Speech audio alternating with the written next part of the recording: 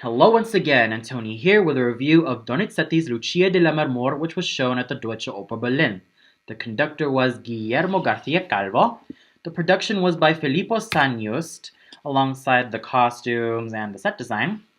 And the chorus master was Thomas Richter. Now, for those of you who have been watching my reviews of Donizetti's Lucrezia Borgia, Bellini's Beatrice di Tenda, and Rossini's Barbiere di Sevilla will already know that I am a big fan of bel canto operas. Whether they be operas by Donizetti, Bellini, or Rossini, I really love them to death. In fact, Italian operas were basically the first language of operas that I was introduced to ever since I was very, very young.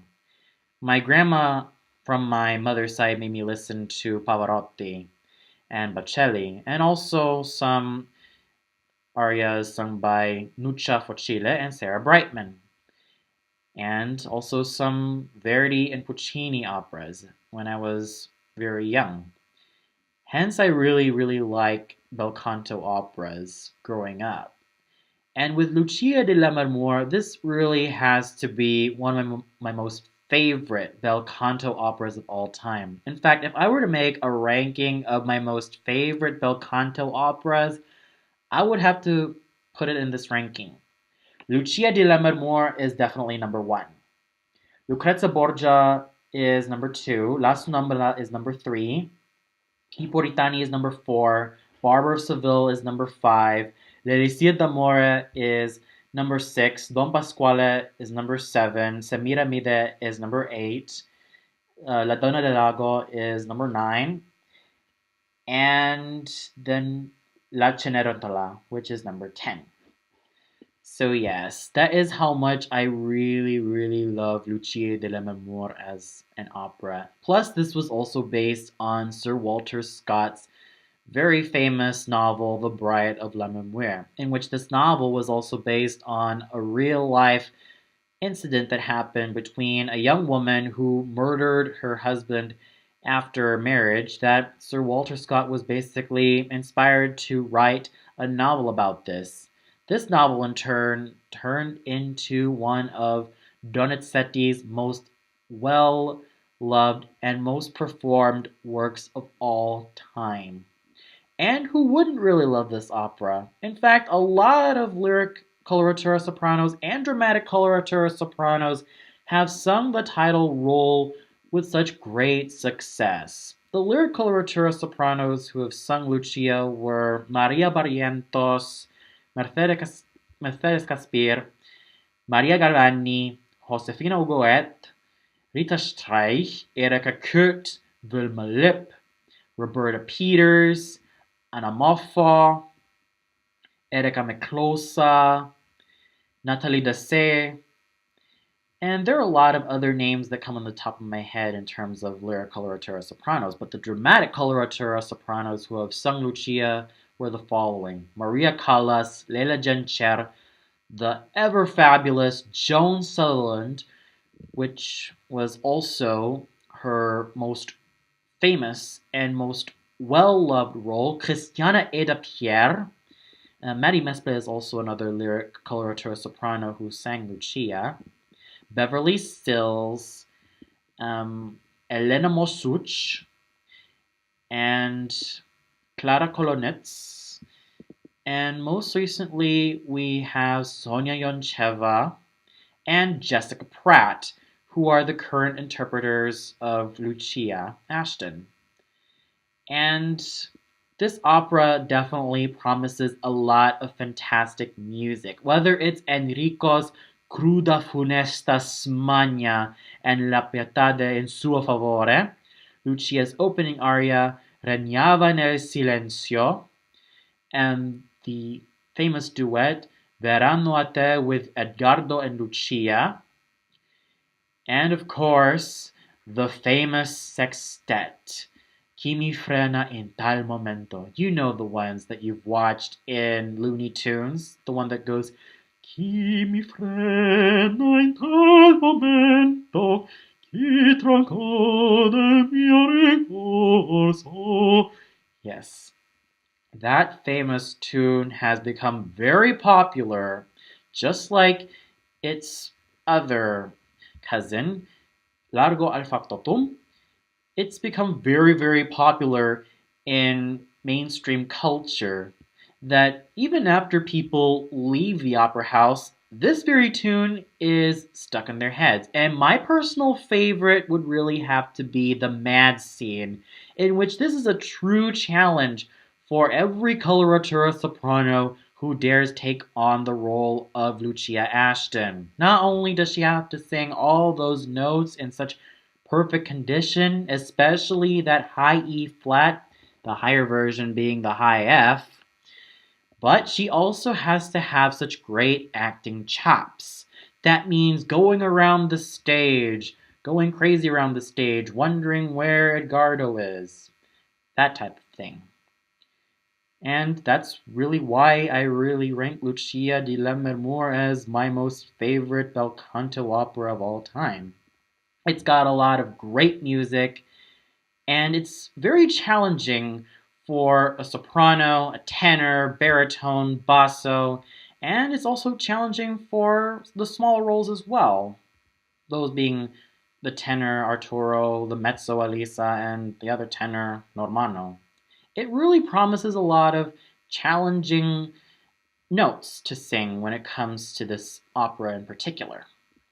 Now, going into the production of this opera, I really, really love the production. It is just so magnificent and so vivid that I was basically taken back in time through some time machine to 17th century Scotland with all of the castles, the mountains, the greenery, the architecture. I thought they were all splendid. And the costumes, it seems as though that they're almost taken out from some museum, whether it's the Natural Museum of History or whatever museum you have.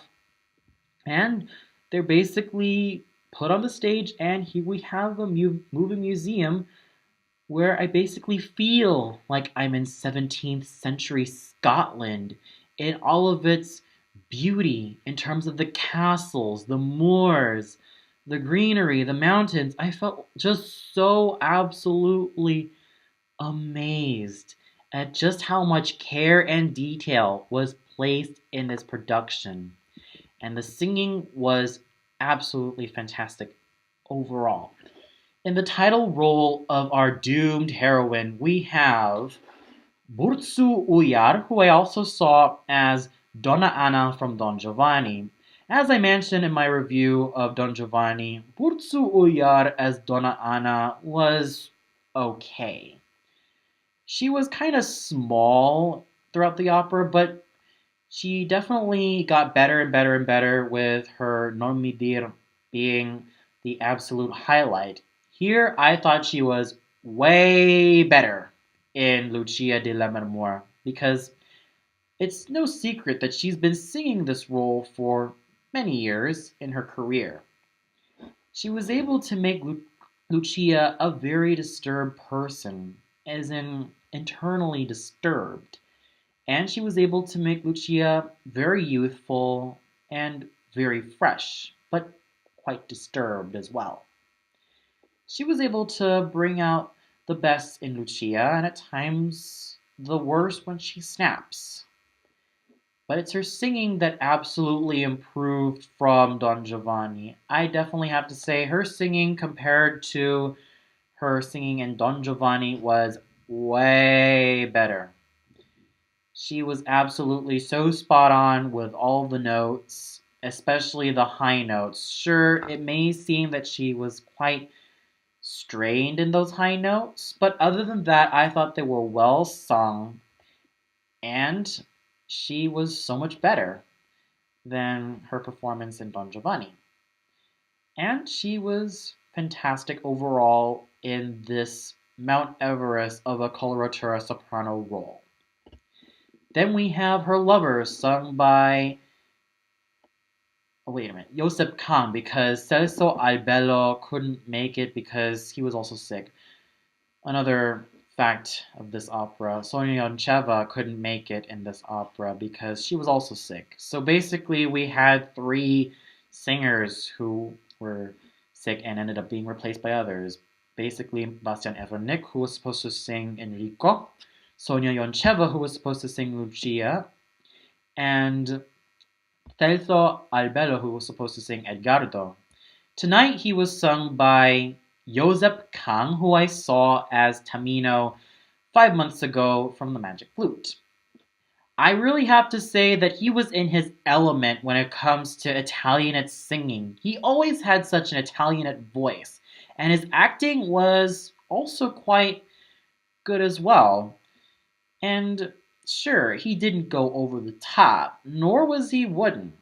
He was quite convincing in playing such a young nobleman and a very loyal lover to Lucia. But more than anything, it's his voice that definitely felt like it was in its element when it comes to the Italian repertoire and even the French repertoire.